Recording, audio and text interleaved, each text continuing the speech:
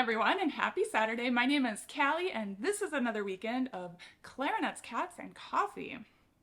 In today's video, I am going to take you through a few tips for the second movement of Mendelssohn's Third Symphony, some of the trickier passages in here.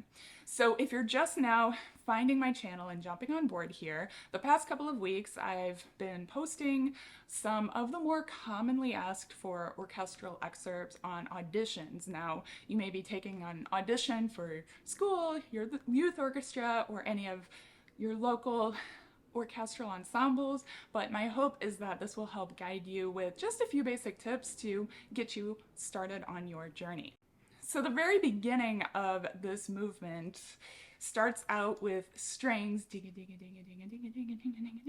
and they're playing 16th notes, okay? Nice and light in the most Mendelssohn-y type style you could imagine, okay? And so lucky for us, that means that we're going to start subdividing in 16th notes right from the beginning. So if you've done your homework, you already know that, and you already know that the strings are coming in. So when you jump in and you play your solo, be sure to play a little bit louder than piano. I'd say piano plus, maybe even mezzo piano. And as you're playing the dotted eighth note rhythm going through, be sure to subdivide 16th notes accurately.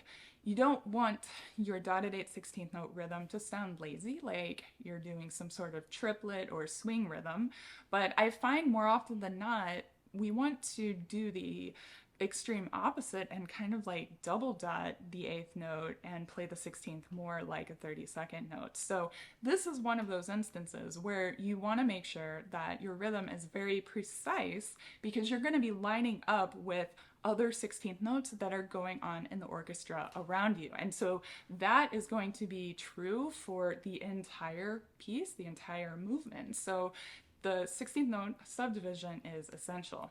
Now, the first statement of the solo, it's typical to play it a little bit on the louder side of piano, and the second part of the solo, the echo, the repeats, a little bit softer, maybe piano minus.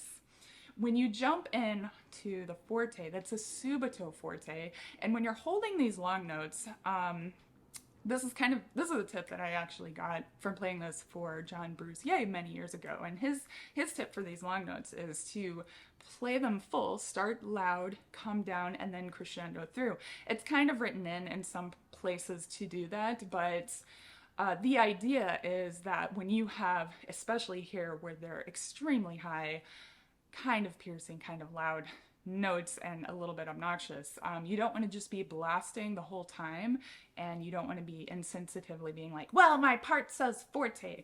No, come down, because there are more interesting parts going on around you, and if you do this in an audition, it'll show that you kind of know that you're not the most important part when you're holding out these notes. Now, once you crescendo through the end of the notes or whatever it's saying here in the parts, and you have moving lines, now then you want to play out and jump right back into the nice full orchestral sound that's being played.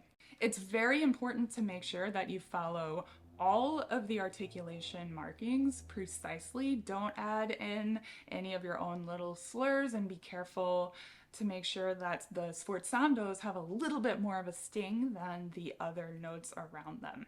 After the opening section, you have this lower part that is with the lower strings, and you want to make sure that you have a nice full sound and you're blending.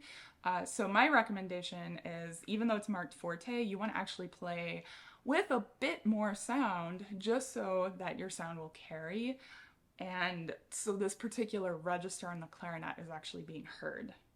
Okay, and then the dreaded part of this solo, the part that made me want to cry many times in my life, that all of a sudden is now really fun. So I don't know. Anyway, this is a measure 84 in the second movement, and it is on most auditions.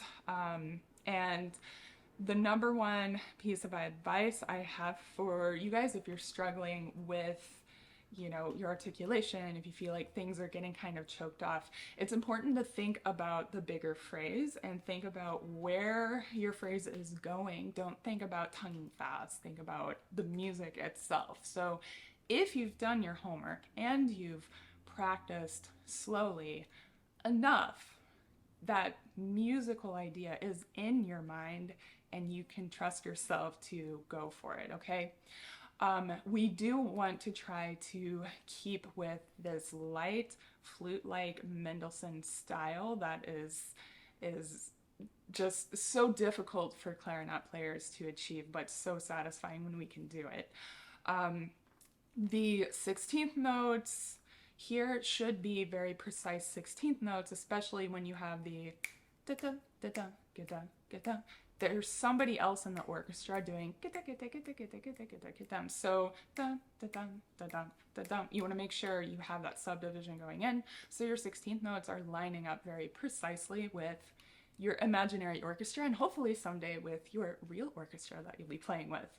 And that's pretty much it for my quick tips here on Mendelssohn's Third Symphony. I know many of you guys have been leaving some really great tips in the past few weeks on the orchestral excerpts that I've posted. So again, I would really appreciate you guys sharing your tips and tricks and your feedback as well, so we can all learn from each other. And as a side note, be sure to check out Pete Hadcock's book, The Working Clarinetist. A lot of the advice that I give can be found right there in that book, but of course, many of the things I've learned either on my own or from my teachers as well. So great investment. All right, thank you all so much for watching. I hope you have a wonderful weekend, a great week next week, and as always, happy practicing.